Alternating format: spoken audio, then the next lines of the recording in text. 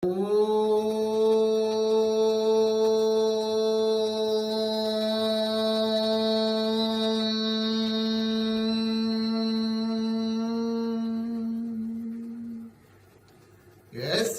భూమిః ప్రమాంతరిక్షముతో ధరం దివం యశ్చక్రే మూర్ధానం తస్మై జ్యేష్ఠాయ బ్రహ్మణే నమః.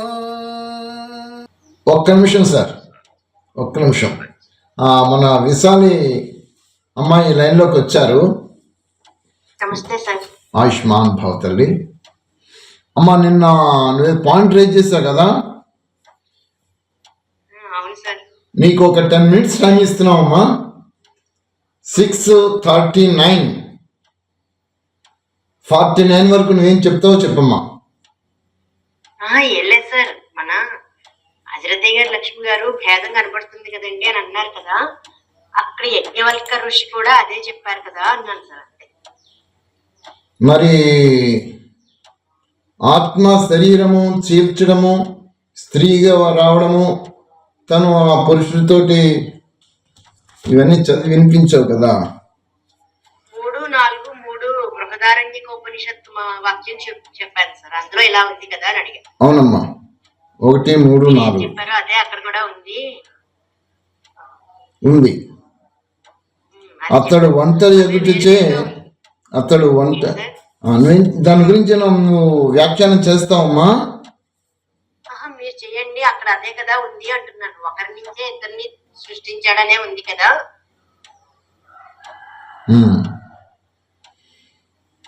ఎట్లాగా? రైట్ తల్లి, రైట్ అమ్మా.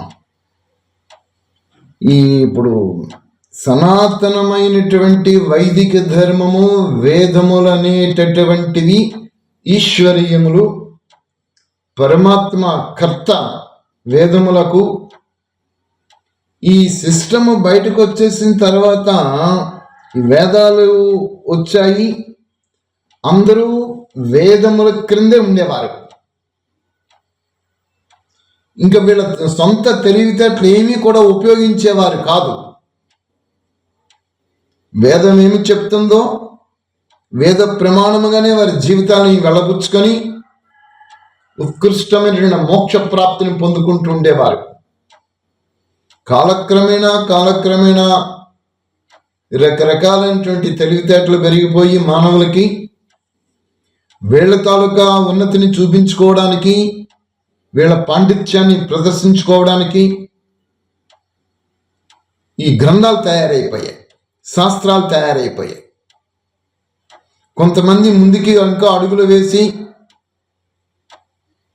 ఈ పీఠాలు, సంస్థలు, మతాలు స్థాపించుకుంటూ వచ్చేసారు. వాళ్ళ తాలూకా వ్యక్తి యొక్క స్థాపకుని యొక్క ప్రాబల్యం పెరుగుతూ వస్తూ ఉండడం ప్రారంభమైపోయింది. మెల్లమెల్లగా వైదిక సనాతన ధర్మం ఏదైతే ఉందో అది మరుగున పడడం ప్రారంభమైంది. ఇక్కడ గమనించాల్సినది, మొదటి నుంచి కూడా మీకు నేను వినిపిస్తున్న నా ప్రియ ఆత్మబంధువులు, ప్రేక్షక మహాశయులు ఎవరైనా సరే, వేద జ్ఞానము అయితే ఉన్నదో వేదానికి ధీటుగా, వేదాన్ని సపోర్ట్ చేసుకుంటూ, వేద అర్థములకు భిన్నముగా లేనటువంటిది ఏదైతే ఉందో దాన్నే స్వీకరించాలి. వేదములకు విరుద్ధమైనటువంటివి ఎక్కడ ఉన్నా సరే వాటికి నమస్కరించి పక్కన పెట్టాల్సిందే. ఎందుచేతంటే వేదమే ప్రమాణము కాబట్టి ఆ వేదములో ఉన్నదే స్వీకరించాలి.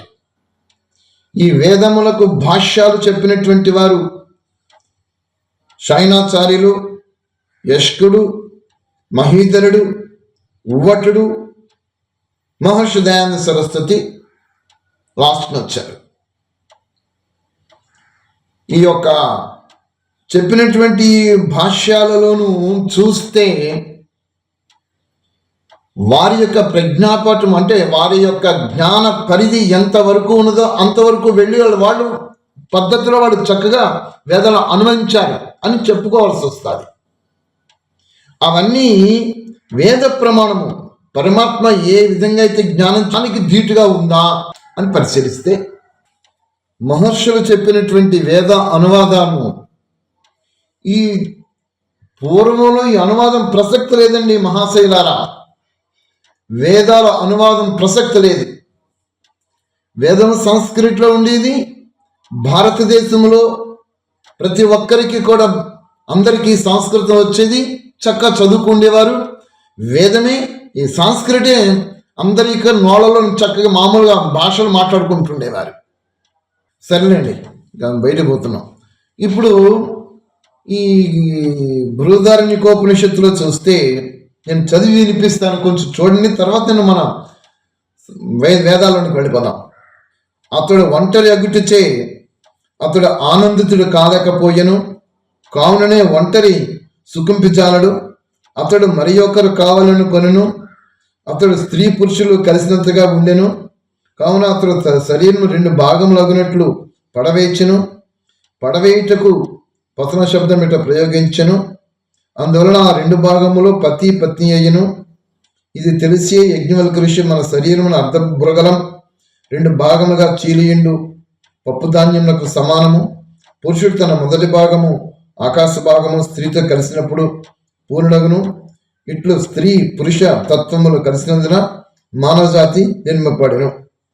తర్వాత 1:4 ఆ స్త్రీ ఆలోచించెను, తన శరీరము నుండియే నన్ను సృజించినట్లు నన్ను ఎట్లు కలియును, కావున నేను దాగుకొందును అని ఎంచి తాను ఆ పురుషుని నుండి తిరోహితమై ఆవుగా అయ్యను. అంతటి పురుషుడు ఎద్దురూపం ధరించెను. ఆ 2 వలన గోజాతి ఉద్భవించెను. మరలా ఆ స్త్రీ ఆడగుర్రమయ్యను, పురుషుడు మగగుర్రమయ్యను.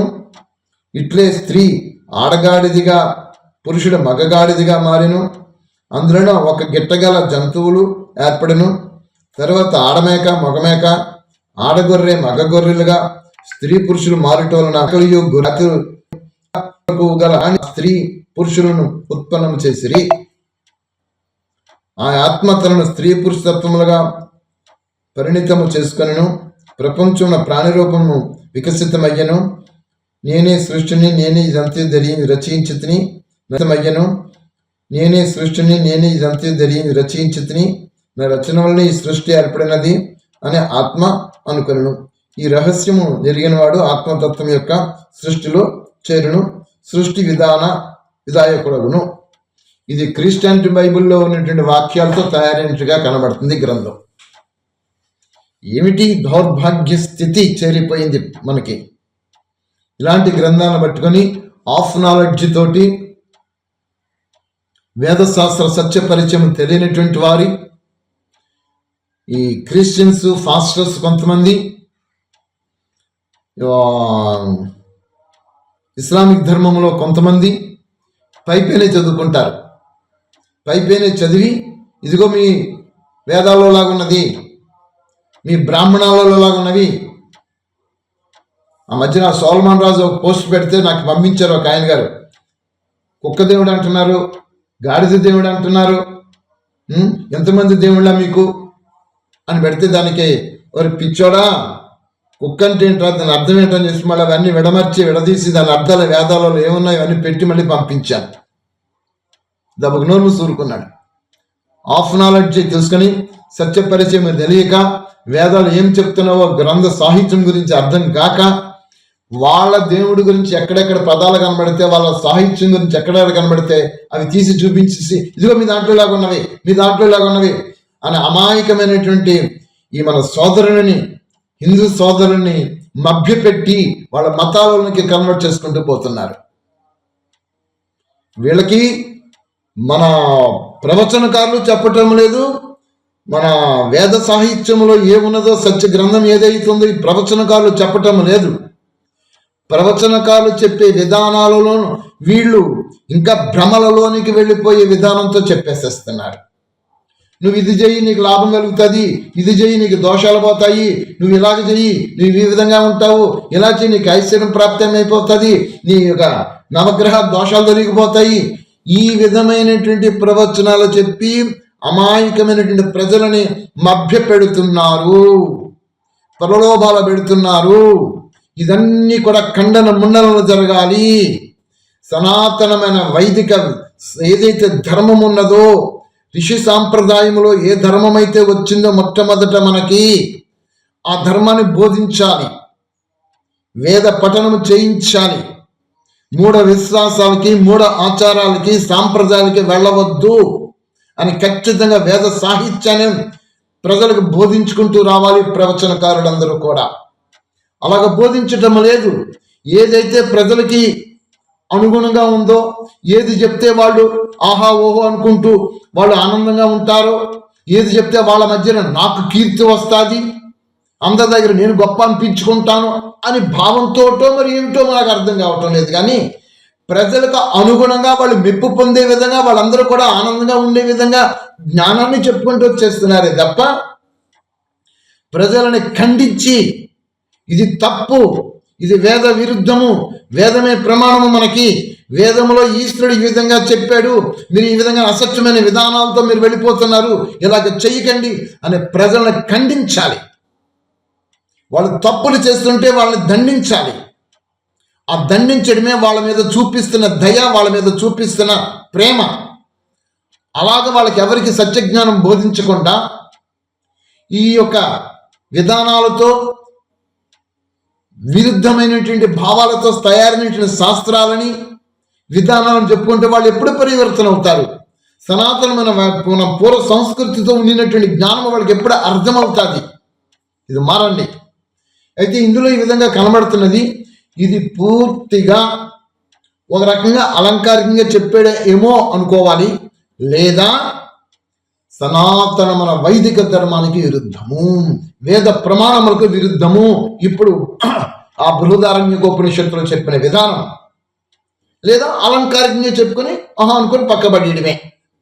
ఇప్పుడు వేద ప్రమాణాల ముందుకు వెళదాం. రామానుజులు గారు ఋగ్వేద భాష్య భాస్కరం కాదు, ఋగ్వేద భాష్యమే మీ దగ్గర ఉందా అండి?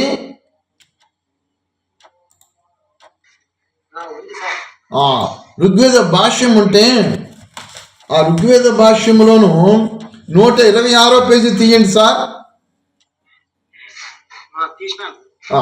కొంచెం అది చూడండి. తస్మధస్వా అనే దాని గురించి ఒకసారి చెప్పండి సార్. మంత్రం కాదు, దానికి తస్మధస్వ దానికి తెలుగులో అర్థం మహర్షి దయానంద సరస్వతులారో అర్థం చెప్పుకుంటూ వచ్చారు. సంస్కృతిలో కాకుండా తస్మాత్ పరమేశ్వర సామర్థ్య దేవస్వాస్మర్ధం అజాయంత గ్రామ్యారణ్య పశూనాం మధ్యే అస్వాదివని సంస్కృతిలో వస్తుంది. సంస్కృతిలో కాకుండా తెలుగులో వస్తుంది. చూడండి సార్, మీరు రైట్ రైట్ చెప్పండి సార్. అదే సార్ చెప్పండి సార్.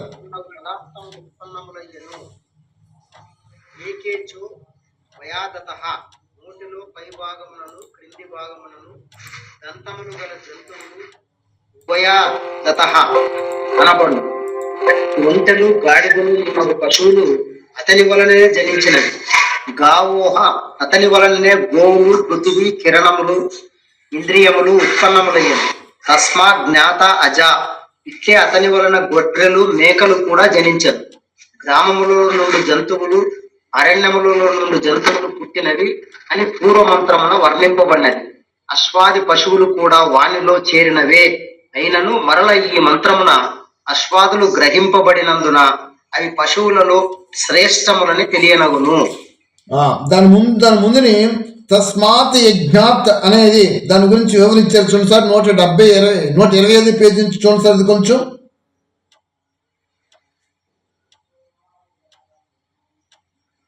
25 సార్, 25.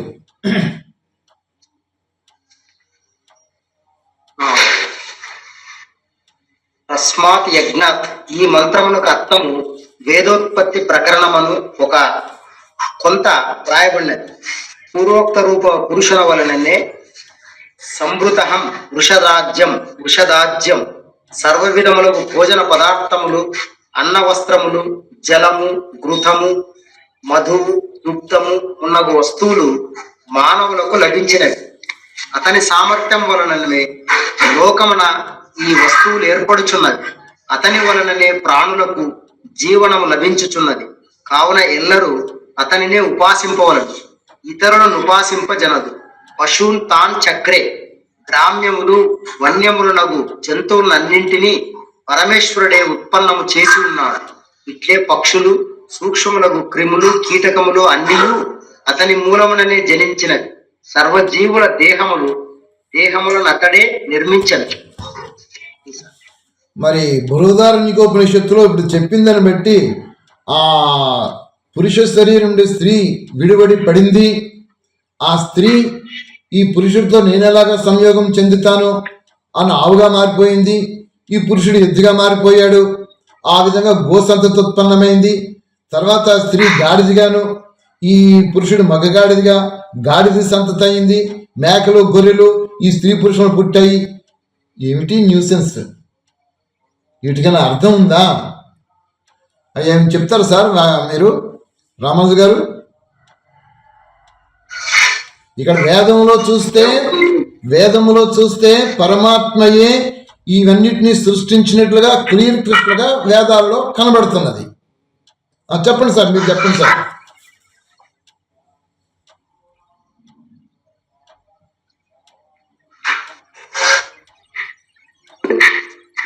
అంటే ఇక్కడ వర్ణన ఇవ్వబడింది సార్, అంతే. బృహదారణ్యక ఉపనిషత్తులో సృష్టిలో ఉన్నటువంటి వర్ణన ఇవ్వబడింది సార్.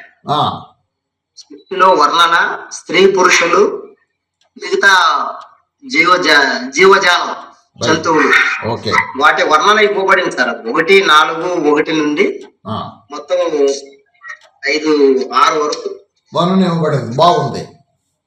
కానీ జ్ఞానాన్ని పెంపొందింప చేసుకోకుండా అటు ముస్లింస్ లో సిరాజ్ రహమాను, కొంతమంది జాకీర్ నాయక్ అతను, తర్వాత ఆ ముస్లిం సోదరులు, ఈ క్రిస్టియన్ ఫాస్టర్స్ ఆ పైపని చదువుకొని, ఇదిగో మీ వేదాల్లో ఉన్నది ఇది, మీ వేదాల్లో మహమ్మద్ ఉన్నాడు, మీ వేదాలలో అల్లా ఉన్నాడు, మీ యొక్క వేదాలలో యేసు ప్రభు ఉన్నాడు అని పై భాష్యం వ్యాఖ్యానాలు పట్టుకొని వాళ్ళు చెప్పుకుంటూ అమాయక ప్రజలు మోసం చేస్తున్నారు. ఇది చాలా నిషిద్ధము. దీన్ని ఖండించాలి. సనాతన ధర్మం ఏదైతుందో అది చెప్పాలి. ఇక్కడ వర్ణన చెప్పినటువంటి విధానాన్ని తీసుకొని ఈ విధంగా ప్రజలను చేసుకుంటూ వచ్చేస్తున్నారు. ఇది మంచి పద్ధతులు కాదు. వేదాలలో చాలా క్లియర్ క్రిస్టల్గా ఉన్నవి. వేదాన్ని ప్రకటపరిచి, వేదాలని ప్రబలం చేసి, వేద జ్ఞానాన్ని సర్వులకు తెలియచేసి, అందరినీ కూడా తిరిగి సనాతన ధర్మములోనికి కన్వర్ట్ చేసుకుంటూ రావాలి. అంతేగాని వాళ్ళదేదో ఉన్నదని చెప్పేసి అది ఇది ఒకటే, అందులో ఉన్న దేవుడు ఉన్నాడు, పరమాత్మ అక్కడ సత్యం చెప్తున్నాడు, ఇక్కడ సత్యం చెప్తున్నాడు అని సెక్యులరిజం పాయింట్ తీసుకొచ్చేసేస్తే ఇవి ఎప్పటి నుంచి వచ్చాయి? వేదం ఎప్పటి నుంచి వచ్చింది? మీకు తెలిసినో తెలీదో అల్లోపనిషత్తు అని ఒకటి వచ్చింది. అల్లోపనిషత్తు మీకు తెలిసింది రామాజు గారు? అల్లోపనిషత్తు లేదు, తెలియదు సార్. అల్లోపనిషత్తు విన్నా, అది చదవలేదు. అల్లోపనిషత్తు కూడా ఒకటి ఉంది. అందులోనూ అల్లా గురించి చెప్పుకుంటూ వాళ్ళు వచ్చారు. అది అల్లోపనిషత్తులను, ఆ ఉపనిషత్తులను అటు ఏంటది ఇబ్రూ భాషలు, పారసీక భాషలు అవి కనబడతాయి, మన సంస్కృత మాటలు కనబడతాయి. ఇది ఎక్కడి నుంచి వచ్చింది? బాబర్ జయించాడు. అది ఇలాగా మనల్ని, మన దేశాన్ని, మన కల్చర్ని భ్రష్టు పట్టించడానికి ఈ విధమైనటువంటి విధానాలతో మనల్ని కింద పడగొట్టేసారు. నేను సనాతన ధర్మంతో ఉన్నాను. ఆ పక్కన కుర్రోడు ఆ సనాతన ధర్మంలో ఇదేమీ లేదు, దట్టు, దిస్సు, ఇట్టు, ఎస్ అని 4 ఇంగ్లీష్ మొక్కలు నేర్చుకున్నాడు. ఈ బ్రిటిష్ వాళ్ళు వచ్చారు, వీడు ఇంగ్లీష్ మొక్కలు మాట్లాడుతున్నాడు కదా, వీడికి టీచర్ పోస్ట్ ఇచ్చేద్దాం అని వాడికి టీచర్ పోస్ట్ ఇచ్చారు. నేను సనాతన ధర్మం పట్టుకొని రాముడో, దేవుడో, కృష్ణుడో, పరమాత్మ, ఈశ్వరు అనుకుంటే ఇలా చెప్పుకుంటూ కూర్చుంటే నాకు పూట గడవడం కష్టం అయిపోయింది. అప్పుడు వీడు ఏమి కాకుండా వీడు చేతులు తెచ్చుకుంటాడు, హాయిగా ఆనందంగా జీవిస్తున్నాడు. అప్పుడు నా జనరేషన్ అందరూ కూడా ఏ విధంగా ఆలోచిస్తారు? మా నాన్నేటి ఈ సంస్కృతం పట్టుకుని దేవుడు పట్టుకుని గ్రంథాలు పట్టుకుని ఏడుస్తున్నాడు, ఎప్పుడు చూస్తున్నాను. అగో ఆమె ఇంగ్లీష్ నేర్చుకుంటే 4 ముక్కలు నేర్చుకుంటే ప్రభుత్వం ఉద్యోగాలు ఇచ్చేస్తుంది. అప్పట్లో 10 రూపాయలు 7 రూపాయలు 5 రూపాయలు ఇచ్చేస్తున్నారు, జీతాలు ఇచ్చేస్తేనే మనం ఆనందంగా జీవించుకోవచ్చు కదా. ఇలాంటి ప్లాన్స్ వేసి మన జీవితాలని మన విధానాన్ని భ్రష్టు పట్టించారు. మెల్లమెల్లగా యూత్ అంతా అటు కన్వర్ట్ అయిపోయింది. సనాతన ధర్మంగా ఉండినటువంటి సంస్కృతి ఏదైతుందో అది పూర్తిగా దెబ్బతినేసేసింది. అలాగనే మన కల్చర్ని దెబ్బతీసేశారు. ఇప్పుడు ఎవరు వింటున్నారు చెప్తుంటుంటే జ్ఞానము, దీనికి అలవాటు పడిపోయారు. బ్రతుకు తెరువు గురించే జీవనోపాధి అయిపోయింది తప్ప ఆత్మ విలువలతోటి సనాతన ధర్మముతోటి ఈ విధానంతో ఉండినటువంటి వైదిక జ్ఞానం ఏదైతే ఉందో ఇది ప్రజల్లోనికి రాలకుండా పోయింది, మెల్లమెల్లగా దూరం అయిపోయింది. దానికి అనుగుణంగానే ఇప్పుడు ఉండేటువంటి విధానం భక్తి మార్గంలో భక్తి విధానాల్లో చేసేటటువంటి ఎవరైతే ప్రవచనకారులు ఉన్నారో వీళ్ళు కూడా అలాంటి ప్రలోభాలను సృష్టించి భ్రమలను సృష్టించి భ్రాంతులను సృష్టించి వాళ్ళకి కూడా ఈ దైవ జ్ఞానం పేరుతో వేద జ్ఞానం పేరుతో మళ్ళీ దేవుడి గురించి చెప్పుకుంటూ వస్తున్నారు. ఏంటి మరి కర్మ సిద్ధాంతం ఏం చేసేస్తున్నాము, కర్మలు ఏం చేసేస్తున్నాము, కర్మఫలాలు పోవా మనకు అనుభవించుకోవడం తప్పించి వచ్చా, ఇది సర్వత్రా నిషిద్ధం.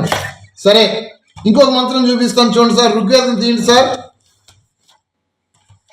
ఋగ్వేదంలో 10, 18, 10 ఋగ్వేదము 10, 18, 10 చూడండి సార్. ఋగ్వేదము 10వ మండలము 18వ సూక్తము 10వ మంత్రం. నమస్తే సార్. ఇప్పుడు దాసరి గారు చెప్పారు, వివరణ ఇచ్చారు అనేసి చెప్పారు, మీరు రైట్ అన్నారు. ఇప్పుడు దాసరి గారు వివరణ ఇచ్చింది ఉపనిషత్తులోని వేద మంత్రంలో అమైథిలి సృష్టిలో దేవుడు భూమిలోంచే కదా జీవరాశుల్ని గాని అది చెప్తాను మనుషుల్ని కానీ సృష్టించింది. ఇప్పుడు ఈ వివరణకి ఆ వివరణకి చాలా తేడా ఉంది కదా సార్, అది కరెక్ట్ అన్నారు. అందులోకి ఈ ఉపనిషత్తులోకి ఇది ఎలా చేరింది అది కూడా డౌట్ ఉంది సార్. చెప్తాను తల్లి, అన్ని తెలియజేస్తా. పంపించిన తర్వాత పోస్ట్కి ఆయన పోస్ట్ పంపించండి చూస్తానని అన్నాను. ఆయన పోస్ట్ పంపించారు. పోస్ట్ పంపిస్తే ఏమిటి ఈ పై మాటలు చదివేస్తారు, లోపలికి వెళ్ళరు, నిఘంటు చూడరు, నిరుక్తం చూడరు. వాళ్ళకి ఎక్కడ వాళ్ళ మైండ్ ఎంతవరకు ట్యూన్ అయ్యిందో అంతవరకే. ఏమిటి అయ్యో దేవుడు మనకి అసలు వాళ్ళ లక్ష్యం గమ్యం ఏమిటో అర్థం కాదు. దేనికోసం వాడి ముక్తి మోక్ష ప్రాప్తి గురించి బైబిల్ పట్టుకున్నారా, ఆ ఖురాన్ పట్టుకున్నారో అర్థం కాదు. ఆ రెండింటి విధానాలలోనూ మోక్ష ప్రాప్తి లేదు, అక్కడ ముక్తి లేదు. అక్కడ జీవుడికి జన్మకి కారణం లేదు, కర్మ సిద్ధాంతం లేదు, రెండో జన్మ లేదు, ఒకటే జన్మ, ఆ జన్మలకు వివరణ లేదు. దానికి అనుగుణంగా ఎక్కడెక్కడ ఏది కనబడుతుంటుంటే అది తీసుకొని ఇదిగో ఇలాగున్నది ఇదిలాగున్నది అని దీంతో పోల్చి చెప్పేస్తున్నారు. మరి సూత్రాలు ఏమైపోతావి, సూత్రాలు ఏం చెప్పేవి, నిరుక్తం ఏం చెప్పింది, నిఘంటు ఏమున్నది, ధాతుపాఠంలో ఏమొచ్చింది శబ్దము, దీని గురించి చూడాలి కదా. అవి చూడరు. ఈ కనబడింది చెప్పేయడమే. అమాయకమైనటువంటి పాపం సోదరులు ఉన్నారు కదా, వాళ్ళకి ఏమి అసలు ఈ సాహిత్యం తెలియనటువంటి వారు, వాళ్ళు చెప్పింది నిజమే కోసం అలాగానా ఇలాగనా అనుకుని వాళ్ళు వెళ్ళిపోతున్నారు. కొంతమంది ఈ మధ్యన తయారైపోయి ఆధ్యాత్మిక సంస్థలు ఈ విధంగా వాళ్ళు చెప్పుకుంటూ పోతున్నారు. ఈ ఉత్సాహం కలిగినటువంటి కొంతమంది వీళ్ళు ఏం చేస్తున్నారు, ఈ ఆత్మ భగవంతుని అపారమైనటువంటి వాళ్ళకి ఒక ఉత్సాహం, ఆ యొక్క జ్ఞాన విషయాలు చెప్పుకుందామని వాళ్ళు ఆ విధంగా వెళ్తున్నారు. చెప్పండి సార్, సుబ్బయ్య గారు హ్యాండ్ రైజ్ చేశారు, కనబడిందా? మైక్ ఇది 93-50 పేజీలో ఉంది. 93-50. అదే విశ్వేశ్వర్ గారు 93-50 ఏంటి సార్? 93-50 తీసారా సార్? సృష్టి ఆరంభ స్థితిలో అమైధుని సృష్టి జరుగును. అది సృష్టి ప్రారంభములో అమైథున సృష్టి జరుగును. ఇది ఎలా జరుగుతుంది? వెనుకకు వెళ్ళాలి. వెనుకకు వెళితే దీని మీద వీడియో చేశాను, అంతకుముందు చెప్పాను కూడా, మీకు వీడియో కూడా చేశాను. ఎలాగా? కల్పము ప్రళయం అయిపోయింది. ప్రళయం అయిపోయిన తర్వాత జీవాత్మలు శరీరాలన్నీ కూడా విడిచిపెట్టేస్తాయి. ఈ శరీరాలన్నీ కూడా మూల ప్రకృతిలోనికి విలీనమైపోతాయి. ఇంకా ప్రకృతి ఏమీ లేదు, ఇంకెక్కడక్కడ శూన్యమైపోయి ఉంటుంది ప్రకృతి. వృక్ష ఇంకేం కనబడదు, ఏమి ఉండదు, శూన్యమైపోయి ఉంటవి. శూన్యమైపోయినటువంటి ప్రకృతిలో ఈ ఆత్మలు ఎలాగుంటవి? ఆత్మల శరీరాలు పోయేవి కదా, శరీరాలు కూడా ఆత్మకు ఉండవు. పరమాత్మ అప్పుడు ఏం చేస్తాడు? తమ ఆసీత్ తమసి ఘోడామగ్రే ప్రకేతం సలిలం సర్వమాయుధం తుచ్ఛ్వైనాభవపి హితం యదాసీత్ ప్రశస్తన్మహేన ఝాయతైకం. ఈ ప్రకృతి అంతా ఎలాగుంటుందంట? తుచ్చమై, అయోగ్యమై, ఒక ఆచ్ఛాదితం లేకుండా ఉంటుంది. అలాగ ఉండినటువంటి ఈ ప్రకృతిని పరమాత్మ కారణ రూపము నుంచి కార్యరూపములోనికి వచ్చి ఈ పృథివ్యాధి ఇప్పుడు కనబడే దృశ్యమాన పదార్థంలో ఏమైతే ఉన్నావో వీటిని ఒకదానితో ఒకటి సంయోగపరుచుతూ తీసుకొని వస్తాడు. పరమాణు రూపంలో రసరూపంలో ఉండినటువంటి జలరసము, అగ్నిరసము, వాయురసము, ఈ రసములతో ఉండిన అన్నింటిని సంయోగపరుస్తూ ఈ పృథ్వీని ఈ మొత్తం ఈ ప్రకృతిని రచన చేస్తాడు. కారణ రూపం నుంచి కార్యరూపంలోకి వచ్చి రచన చేస్తాడు. అప్పుడు జ్వనకములు అంటారు వీటిని. 20 పరమాణువులు ఒక అణువుగా, 40 పరమాణువులు జ్వనకంగా ఇలాగా తీసుకొస్తూ ఉంటాడు. 2 జ్వనకములు కలిపితే వాయువు, 3 జ్వనకములు కలిపితే అగ్ని, జ్వనకములు కలిపితే జలము, 5 జ్వనకములు కలిపితే పృథివీ. ఈ విధంగా రచన చేసుకుంటూ చేస్తాడు. మరి అప్పుడు ఆత్మలు ఏమైపోయినాయి? ఆత్మల అన్నింటినీ కూడా శాపయతీవాస దేవ, అన్ని నిద్రాసులను గడిపోతాయి. ఆత్మలు శరీరాలు లేవు. ఎక్కడుంటవి? ఇదిగో ఈ శూన్యములో, ఈ పృథ్వీలో అంటే ప్రకృతిలో ఉండిపోతాయి ఆత్మలు. సూక్ష్మమైనటువంటి విధానాలతో ఉంటాయి. అప్పుడు పరమాత్మ రచన చేసినప్పుడు ఈ భూమి ఏం చేస్తుంది? యువతి వలె తన ఒడిలో దాచుకొని, గర్భములో దాచుకొని తిరిగి వాటికి సంరక్షణ కలిగిస్తూ ఆ తర్వాత పరమాత్మ అమైథున సృష్టితోటి ఈ మానవ శరీరమును యువతీ యువకులను రచన చేస్తాడు. వేలాది మంది యువతీ యువకులను రచన జరుగుతాడు. అప్పుడు ఆత్మలు అందులో ప్రవిష్టింప చేయిస్తాడు. వివిధ విధానాలైనటువంటి తల్లిదండ్రులు అందరూ కూడా తయారవుతారు. యువతీ యువకులుగానే సృష్టిస్తాడు. పరమాత్మ రచనలో చిన్నపిల్లలను సృష్టిస్తే వాళ్ళని సాకేటటువంటి వారు మళ్ళీ ఎక్కడి నుంచి వస్తారు? అందుచేత యువతీ యువకులుగానే అమైథున సృష్టితో పరమాత్మ ఈ యొక్క జీవులను సృష్టిస్తాడు, శరీరాన్ని సృష్టిస్తాడు. జీవులు అంటే శరీరం ఇక్కడ సృష్టిస్తాడు. ఆ తర్వాత వీరు శరీరంలో ధరించిన తర్వాత మైథున సృష్టితో, మైథున కర్మతో ఇక సృష్టి ఇక అక్కడి నుంచి ప్రారంభమైపోతూ ఉంటుంది. మొట్టమొదట రచన అమైథున రచన, తర్వాత రచన మైథున ధర్మంతో రచన జరుగుతూ ఉంటుంది. ఇది మనకి ఇక్కడ చాలా వివరించి చెప్తూ వచ్చింది. ఋగ్వేదము ఆరంభ స్థితిలో అమైథుని సృష్టి జరుగును. దాని విషయమును చెప్పబడినదే మన జీవుడు సుకుమార విస్తృత రూపమును పృథివీ గర్భముల చేరును. పృథివీ గర్భమునగా ఈ ప్రకృతి అనే మాత గర్భమును చేరును. యువతయగు స్త్రీ వలె ఈ జీవులను రక్షించి వృద్ధిపరుచును, మరియు ఎట్టి దుఃఖములను రానిదు. చాలా వివరంగా చెప్పుకుంటూ వచ్చేసింది ఇక్కడ. 82 సార్, 1082 1. 1082 1 నా దగ్గర పెద్ద మీ దగ్గర ఉంటుంది కదా, అలాంటి వాల్యూమ్ ఉంది. ఇదిగో ఈ పెద్ద దాంట్లో 1082 ఒకటే సార్. ఒకటి చక్షు పిత మనస ఘృతేమేన చదే. ఓకే, భావార్థం నేత్రములు మనకు చదవండి సార్. నేత్రము మనకు ఇంద్రియములతో కూడిన శరీర సమూహములను మరియు సూర్యుడు మనకు ప్రకాశలోకములను ఉత్పన్నమనొచ్చు. మరియు జ్ఞానశక్తిచే ధీరుడగు పరమేశ్వరుడు ప్రకాశమును అనగా విశ్వమును ఉత్పన్నపరచును. ఆగండి అయ్యా, ఆగండి.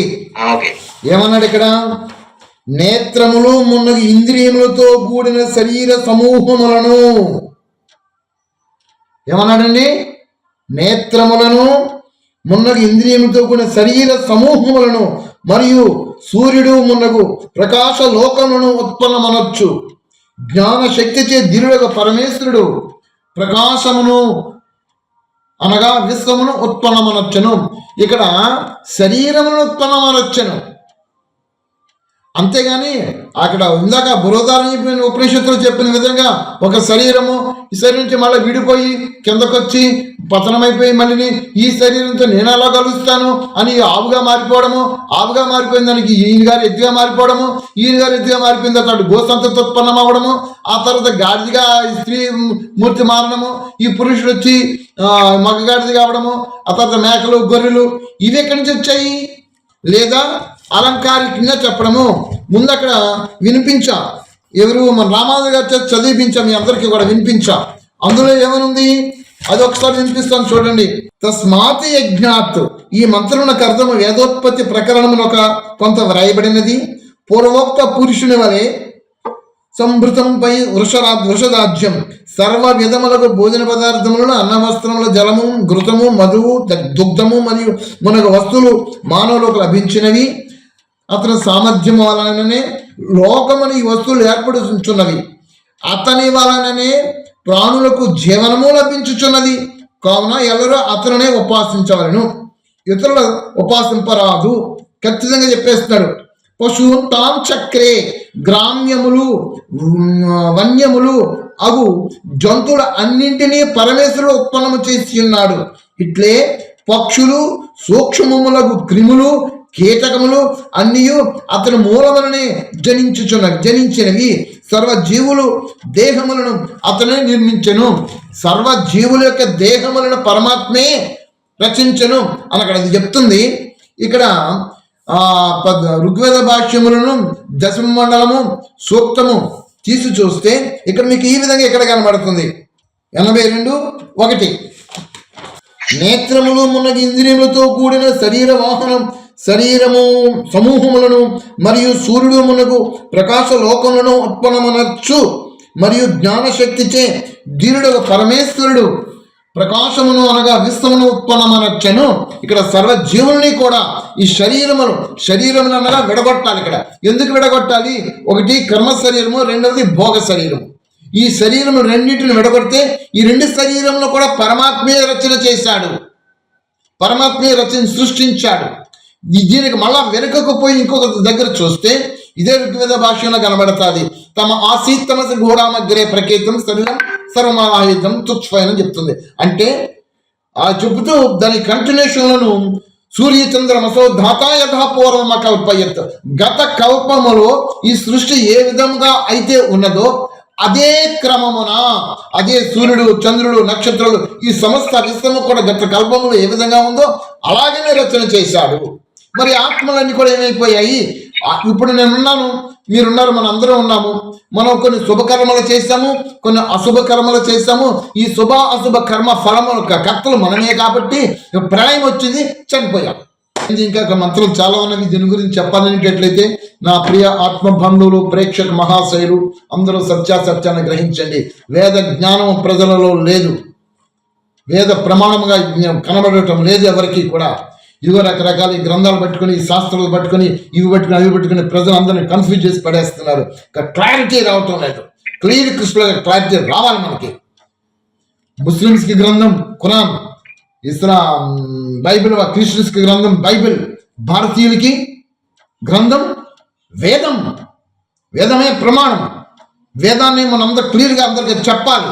అందుకే వేదాలు చదవండి, చదివించండి, వినండి, వినిపించండి. మీలో సంశయములన్నీ పోతాయి.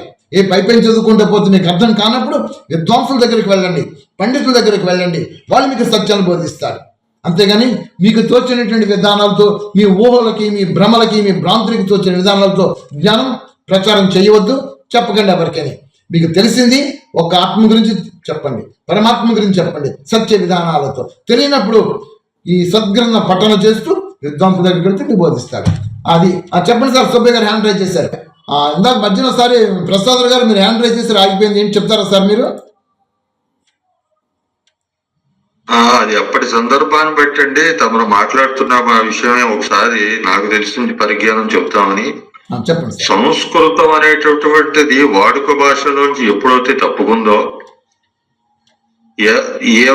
ఎవరికి రాష్ట్రాలు, ఎవరి ప్రదేశాలకు సంబంధించిన వారి వారి భాషలు ఉత్పన్నమై వాడుకలోకి వచ్చాయో అప్పటి నుంచి వేదం మీద శ్రద్ధ తగ్గింది. దీనికి ఆసరాగా తీసుకుని జ్ఞానులు, ఋషులని చెప్పుకొనబడేవారు, ప్రవచనకర్తలు అనేబడేవారు, బాబాలు వగేరాలు ఏం చేశారంటే వాళ్ళ జ్ఞానానికి ఆ సమయానుకూలంగా ప్రజారంజకంగా ఎలా చెప్తే బాగుంటుందో అలా ఆలోచిస్తూ వాళ్ళు ఇష్టం వచ్చినట్టుగా ప్రవచనాలు చెప్పుకుంటూ ఆఖరికి ఏం చేశారంటే ఈ ఆధ్యాత్మికతను ఒక వినోద కార్యక్రమంగా ఏర్పాటు చేశారు. Spiritual recreation. ఇది ఈనాటి దుస్థితి. మరి దీన్ని ఈబోటి పెద్దలందరూ కలిసి మాలాంటి వాళ్ళతో ఉడతాభక్తిగా సహాయం చేసి ఈ అద్వైతమైనటువంటి, ఈ అద్భుతమైనటువంటి ఈ ప్రవచనాన్ని అరికట్టకపోతే వేదములు అనేటటువంటి ఉన్నాయి భారతదేశంలో అనేటువంటి విషయం కొన్నాళ్ళకి మర్చిపోవడం తప్పదు, కడదు. దారి తప్పేస్తున్నారండి. ప్రజలకి ప్రజారంజకముగా, ప్రజలకి అనుగుణంగా వాళ్ళు మెప్పు పొందడానికో మరి ఇంకేంటో వాళ్ళు ఆ విధంగా జ్ఞానం చెప్పుకుంటూ పోతున్నారే తప్ప యథార్థ ఆధ్యాత్మిక వినోదం అంటే ఆధ్యాత్మిక స్పిరిచువల్ రిక్రియేషన్, సినిమాలాగో నాటకంలాగో తయారు చేశారు. స్పిరిచువల్ రిక్రియేషన్ అలా తయారైపోతుంది. మార్చాలి, దీన్ని మార్చాలి. ఏం సార్ విశ్వేశ్వర గారు? బాగానే చెప్పారు సార్ ప్రసాద్ గారు. ఆఖరికి ఈ రకంగా ఇంత దుస్థితికి తీసుకుని వచ్చేస్తున్నారు. ఇది పూనుకోవాలి సార్. అందరూ అయిపోయింది ఇప్పటికైనా సరే అన్ని మేలుకోవాల్సినటువంటి సమయం వచ్చింది కాబట్టి ఎవరు అందరము కలిసికట్టుగా ఏర్పడి కొంతవరకు మార్పు తీసుకురాగలగాలి సార్. తీసుకురావాలి సార్. లేకపోతే ఈ దుస్థితి నుంచి బయటపడాలంటే చాలా శ్రమ కోర్చుకోవాల్సి వస్తుంది సార్. ఇది మార్చాలి సార్, మార్చాలి. నిన్న అమ్మాయి విషయాలు చెప్పిన తర్వాత ఏమిటి పరిస్థితి ఇలా తయారైపోయింది, ఇంత దిగజారిపోయాం, ఇలా కాదు, సత్యమైనటువంటి విషయాలను బయట పెట్టాలి. ప్రేక్షక మహాశైలారా, మీ అందరికీ మేము పిలుపునిస్తున్నాం. Go back to Vedas, go back to Vedas.